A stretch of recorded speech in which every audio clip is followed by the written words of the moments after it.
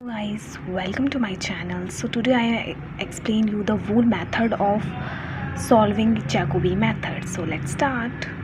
Next important thing इसमें ये है कि आपको कैसे पता चलेगा कि आपको यही वाला जैकोबी मेथड अप्लाई करना है, बिकॉज और भी मेथड है जो जैकोबी नाम से ही है। तो उसके लिए आपको देखना पड़ेगा कि ये मैट्रिसेस हमारी सिमेट्रिक है कि नहीं है। तो मैट्रिसेस अगर सिमेट्रिक होती है दैट मीन्स कि यही वाला जैकोबी मेथड है। ओके, सो अब मैट्रिसेस सिमेट्रिक कब होती है? जब हमारा मैट्रिक के ट्रांसपोज के इक्वल होता है, like A matrix that is equals to A transpose. अब ट्रांसपोज कैसे निकालते हैं? जैसे हम लोअर क्लासेस में करते थे, जब हम नंबर ऑफ़ रोज़ को नंबर ऑफ़ कॉलम में चेंज कर देते हैं तो हमें ट्रांसपोज मिल जाता है उस मैट्रिक्स का। तो जैसे यहाँ पे अगर मैं देखूँ 501, दिस इज़ वन रो, अगर मैं इसको चेंज कर दूँ कॉलम में तो ये मेरे को दोबारा क्या मिल गया 501। तो अगर मुझे सेम मिल रहा है तो मतलब नंबर ऑफ़ रोज़ और नंबर ऑफ कॉलम मतलब सेम मिल रही है, तो इसका मतलब वो उसका ट्रांसपोज है। ऐसे सेकंड 0 -2 0, अगर इसमें नंबर ऑफ़ रो में इसमें चेंज कर दूँ तो ये 0 -2 0, तो मतलब A is equal to A transpose है। तो डैट मीन्स ये मैट्रिक्स क्या है? सिमेट्रिक है। और अगर सिमेट्रिक होती है मैट्रिक्स तो आपका जो ये वाला चैप्टर है, मतलब ये जो चैप्टर है पूरा वो सिमेट्रिक मैट्रिसेस के लिए ही है। तो आपको पता चल जाएगा कि हाँ भाई इस चैप्टर से है। वैसे तो यूनिट वगैरह से भी आइडिया हो जाता है, बट आपको ये पता होना चाहिए। ओके, तो अब इस मेथड में आपको क्या देखना है? आपने इस मैट्रिक्स में देखना है, फर्स्ट स्टेप क्या है कि आपने देखना है कि लार्जेस्ट नॉन डायगोनल एलिमेंट क्या है। तो इस मेथड को सॉल्व करने से पहले हम सबसे पहले मतलब फर्स्ट स्टेप क्या होगा इस मेथड का कि हमें ये देखना है कि इस पूरी मैट्रिसेस में कौन सा लार्जेस्ट नॉन डायगोनल एलिमेंट है। ठीक है, सो हम लिखेंगे the largest non diagonal element is, मैंने ऑलरेडी ये मतलब सेम एलिमेंट के नेम के हिसाब से ये कर दिया है, ये मैट्रिसेस लिख दी है ऑलरेडी। तो आपने सबसे पहले इसमें देखना है कि लार्जेस्ट नॉन डायगोनल एलिमेंट क्या है। जैसे कि हमें पता है कि डायगोनल एलिमेंट इसमें ये वाले इनको डायगोनल एलिमेंट कहते हैं, तो इसको छोड़ के जो बचे वो सारे क्या होंगे? नॉन डायगोनल एलिमेंट होंगे। अब हमें देखना है उनमें से सबसे लार्जेस्ट कौन सा है। तो आई थिंक ये वाला एलिमेंट है, दैट इज़ A13। तो A13 है सबसे बड़ा, और उसके इक्वल अगर कोई आ रहा है तो आप वो भी लिख सकते हो। A13 आ गया सबसे लार्जेस्ट, और ये वाला आ गया A31। तो दोनों इक्वल हैं, और किसके इक्वल हैं? 1 के इक्वल हैं। ओके, तो इतना करने के बाद दोनों 1 के इक्वल हैं। ओके, तो इस स्टेप के बाद हमारा नेक्स्ट स्टेप है कि हमें देखना है कि डायगोनल एलिमेंट में ही कोई मतलब जो लार्जेस्ट डायगोनल एलिमेंट का काम करना है फिर आपने उसमें देखना है कि लार्जेस्ट डायगोनल एलिमेंट कौन से हैं। तो अगर मैं देखूँ लार्जेस्ट डायगोनल एलिमेंट अगर मैं देखूँ तो A11 है और A33 है, एंड दोनों इक्वल हैं। किसके इक्वल है? 5 के, which is greater than 0। Okay, this is also greater than 0 and this is also greater than 0। Then इसके बाद नेक्स्ट स्टेप है, आपको देखो आपको एक फॉर्मूला याद करना पड़ेगा मतलब इस मैथड के लिए, दैट इज़ कि तो फॉर्मूला है twice of non diagonal largest element and the difference of diagonal elements. तो अगर आप इसमें देखो ये फॉर्मूला आपने कैसे ऐसे भी याद कर सकते हो कि आपने ट्वाइस लेना है नॉन डायगोनल एलिमेंट के non diagonal largest element and difference of diagonal element. तो डिफरेंस आप ऐसे याद कर सकते हो फॉर्मूला कि हमें पता है कि कौन से डायगोनल एलिमेंट इक्वल है, उनका दोनों का डिफरेंस ले लोगे और लाइन वाइज ही लोगे। जैसे A11 पहले आ रहा है तो A11 को पहले उन दोनों का डिफरेंस, फिर ऊपर आप ट्वाइस के साथ लोगे वो एलिमेंट जो जैसे इसका 1 ले लो और इसका 3 सिर्फ, क्योंकि डबल डबल रिपीट हो रहा है उसको एक मान के 1 और 3। तो इस तरह से आप ये फार्मूला लर्न कर सकते हो। ठीक है, तो ये फार्मूला लर्न करने के बाद आपने इसमें वैल्यूज़ पुट कर देनी है। A13 की वैल्यू हमारी 1 है और ये दोनों इक्वल हैं, मतलब इनकी वैल्यू पुट कर दिया। तो मेरा नीचे 0 आ रहा है, और आपको पता है 1/0 इज़ अप्रोचेस टू इन्फिनिटी, तो ये मेरा इन्फिनिटी आ गया। तो अब मुझे थीटा की वैल्यू निकालनी है, तो मुझे पता है 10 ऑफ 90 जो होता है वो मेरा इन्फिनिटी होता है। तो जब आप इसमें 10 थीटा इन्फिनिटी आ गया तो मतलब 10 ऑफ 90, तो 10 कैंसिल, तो 2 थीटा इज इक्वल टू π/2। तो थीटा की वैल्यू मेरी आ गई π/4। ओके, तो इस तरह से आपकी वैल्यू निकल गई है थीटा की। क्योंकि अब हम ये थीटा का यूज़ किस लिए करेंगे? फॉर द ट्रांसफॉर्मेशन मैट्रिक्स निकालने के लिए। ठीक है, तो ट्रांसफॉर्मेशन मैट्रिक्स क्या होएगी वो मैं आपको बताती हूँ। ट्रांसफॉर्मेशन मैट्रिक्स को आप डिनोट कर लो P1 से, P1 इज़। तो एक बारी मैं इस मेथड का आपको बता दूँ, इस मेथड में हमने आइगन वैल्यू निकालनी है और आइगन वैल्यू निकालनी है, मतलब आइगन वेक्टर और वैल्यू दोनों निकालनी है। बट अगर हम पहले आइगन वैल्यू पे ही फोकस करेंगे तो आइगन वैल्यू हमारी तब निकलेगी जब जब डायगोनल एलिमेंट्स को छोड़ के सारे ज़ीरो आ जाएंगे। लेकिन देखो अभी हमारा मतलब सारे ज़ीरो नहीं है, ये भी अभी है ज़ीरो नहीं है ये वाला। तो इनको अगर मैं ज़ीरो, जब मेरा ये सारे ज़ीरो आ जाएंगे तो मतलब मुझे तब स्टॉप कर देना इस मेथड को, ठीक है।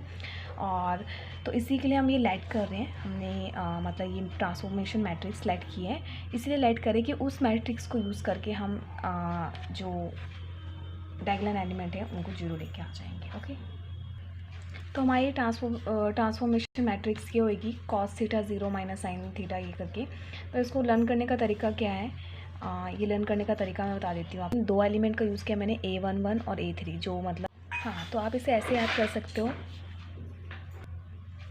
तो इसमें मैं ऐसे इसको लर्न कर सकती हूँ, मतलब ये तो आपको देखना ही पड़ेगा। देखो cos थीटा का डिफरेंशिएशन क्या होता है, माइनस साइन थीटा, और साइन थीटा का क्या होता है, cos थीटा। और मुझे ऐसे याद करना है कि मतलब कहाँ किस रो में किस कॉलम में लिखना है। तो उसका लर्न करने का वे ये है कि फर्स्ट A11 का मतलब फर्स्ट रो फर्स्ट कॉलम, मतलब फर्स्ट रो फर्स्ट कॉलम, और A33 मतलब थर्ड रो थर्ड कॉलम। तो दिस इज़ थर्ड रो और दिस इज़ थर्ड कॉलम। मतलब ये जो हमारी साइड के होंगे, ये ऊपर का ये सारे फेल होंगे और बाकी सारे क्या होंगे, ज़ीरो आएंगे। और डायगोनल वाला हमेशा 1 होता है। तो अगर ये डायगोनल में आएगा तो बीच वाला तो हमेशा 1 होएगा, बाकी सारे ज़ीरो आएंगे। तो अगर हम पहला यहाँ पे देखो cos थीटा ले रहे हो तो मतलब यहाँ पे क्या आएगा, उसका डिफरेंशिएशन साइन थीटा। और अगर आप यहाँ पे साइन थीटा ले रहे हो तो उसका डिफरेंशिएशन आएगा cos थीटा। बाकी एलिमेंट्स को आपने क्या लेना है, 0 0 0 0। तो ये वे है लर्न करने का कि आपको कहाँ कहाँ पे cos लेना है, ठीक है, कहाँ पे साइन थीटा लेना है। तो ये वे है, आप इसको देख के कर सकते हो, ठीक है। अब जैसे कि हमने थीटा की वैल्यू प्रीवियसली निकाल ली है, दैट इज़ π/4, तो वही बस इसमें पुट करना है आपने। जब आप इसमें पुट कर दोगे, पता है आपको cos π/4 क्या होता है, 1/√2 साइन π/4। विद नेगेटिव साइन है तो माइनस यूज़ करोगे, बाकी 0 1 0। This is 1/√2, this is 0 and this is also 1/√2, ठीक है। ये निकालने के बाद आप क्या करोगे, हमें अब निकालना है P1 का इन्वर्स, ओके। और जो ये cos थीटा साइन थीटा जिनमें आ जाता है उसका मतलब वो ऑर्थोगोनल मैट्रिक्स होती है, और ऑर्थोगोनल इन्वर्स उसके ट्रांसपोज के इक्वल होता है। और इन्वर्स क्या होता है, I already explain you, sorry transpose क्या होता है, I already explain you. So transpose सीधा क्या होता है, जब हम रोज को कॉलम में चेंज कर देते हैं।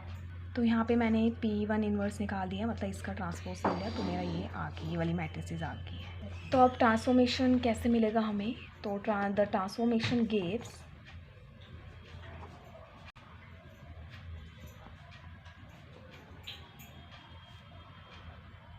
तो ट्रांसफॉर्मेशन कैसे मिलेगा हमें, जो हमें गिवन मैट्रिक्सेस थी उसका, वो होता है, उससे हम लेट कर लेते हैं Q1 से, और that is always equal to, आपको ये फॉर्मूला याद करना पड़ेगा, P1 इन्वर्स AP। तो यहीं से हमें आइगन वैल्यू मिलेंगी, ठीक है। तो यहाँ पे मैंने सारी वैल्यूज पुट कर दिया है P1 इन्वर्स की, जो हमने ऊपर निकाली ये रही, और A इज़ द मैट्रिक्स जो आपको गिवन थी, और P1 भी हमने ये निकाला है, ये वाली सारी वैल्यू पुट कर दी है। देखिए मोस्टली वीडियो में सीधा दिखा देते कि आंसर कैसे आया है, मतलब without solving this matrix, because we already done this all things in our lower classes, but I will show. तो I have put all this value P1 inverse की, A की एंड P1 की, ये सारी वैल्यू तीनों value मैंने put कर दिया। अब मैं आपको करके दिखाऊंगी कि सॉल्व कैसे करते हैं मैट्रिसेस को, ठीक है। तो देखो ये पहले 3 मैट्रिसेस है हमारे पास सॉल्व करने के लिए, तो पहले मैं तीनों को एक साथ तो नहीं कर सकते, तो पहले 2 को ही करेंगे। तो इस मैट्रिसेस और इस मैट्रिसेस को मैंने सॉल्व किया। सॉल्व कैसे करते हैं, एक मैट्रिसेस की रो और दूसरे मैट्रिसेस का कॉलम दोनों को मल्टीप्लाई करके और उनका सम लेके फिर करते हैं। मैं बता देती हूँ आपको, it make you more clear. So देखो फर्स्ट, आपने अगर फर्स्ट एलिमेंट निकालना है इनके दोनों के कॉम्बिनेशन का, तो आप कैसे निकालोगे, आप देखो पहला एलिमेंट इसका और इसका दोनों को मल्टीप्लाई करोगे, जैसे 1/√2 इंटू 5 इज़ 5/√2, फिर प्लस 0 इंटू 0 इज़ 0, फिर प्लस हाफ 1/√2 इंटू 1 इज़ 1/√2, ठीक है। तो ये इस तरह से आपका फर्स्ट एलिमेंट आ गया। ऐसे ही सेकेंड एलिमेंट लाने के लिए आप इसी उसका यूज़ करोगे, इसी रो का यूज़ करोगे, बट इसमें आप कॉलम चेंज करते रहोगे। So you get the second element, similarly third. तो देखो सेकेंड एलिमेंट लाने के लिए हमने क्या किया, इसी रो का यूज़ किया, बट कॉलम हमने ये वाला लिया है। जैसे 1/√2 into 0 is 0, 0 into -2 is 0, 1/√2 into 0 is 0। ठीक है, तो ये हमारा सेकेंड एलिमेंट आ गया। ओके, ऐसे थर्ड एलिमेंट लाने के लिए हम इस सेकंड कॉलम के साथ इस तरह से मैंने ये मैट्रिसेस सॉल्व कर लिए और मेरा ये आंसर आया है। कैसे, वो देखो, सेम वही जो पहले बताया मैंने, वही मैंने अप्लाई किया है, वही मैं दोबारा बता देती हूँ। फर्स्ट रो को करोगे दूसरी मैट्रिसेस के फर्स्ट कॉलम के साथ, तो आपको मिलेगा A11। फिर फर्स्ट ही रो को सेकंड कॉलम के साथ करोगे तो आपको मिलेगा A12। थर्ड फर्स्ट ही रो को थर्ड कॉलम के साथ करोगे तो आपको बनेगा A13। Similarly same for further. So देखो, जैसे मैंने 6/√2 इंटू 1/√2 आपको क्या देगा, 6/2। तो मेरा 6/2, 0 इंटू 0 इज़ 0, और 6/√2 इंटू 1/√2 इज़ 6/2। तो इसी तरह से मैंने हर एक एलिमेंट का लिख लिया और मेरा ये मैट्रिसेस बना है। इसको सॉल्व करेंगे तो हमें सिंपल एक मैट्रिसेस मिलेगा। तो इधर आप देखोगे 6/2 प्लस 6/2, ये आपको तो 6 ही देगा, ये 0 है। ठीक है, ये वाला आपका कैंसिल हो जाएगा, तो ये 0 आ गया आपका, ये भी 0 आ गया, ये वाला -2 है, ये 0 आ गया, ये भी 0 आ गया, ये 0 आ गया, और आगे कुछ नहीं करना, यहाँ पे हम रुक जाएंगे क्योंकि हमारे डायगोनल एलिमेंट्स को छोड़ के सारे के आगे 0। तरीके से आप बहुत ईजिली ही मैट्रिसेस फाइंड आउट कर सकते हैं by using eigen value find out कर सकते हैं बाय यूजिंग जैकोबी मेथड।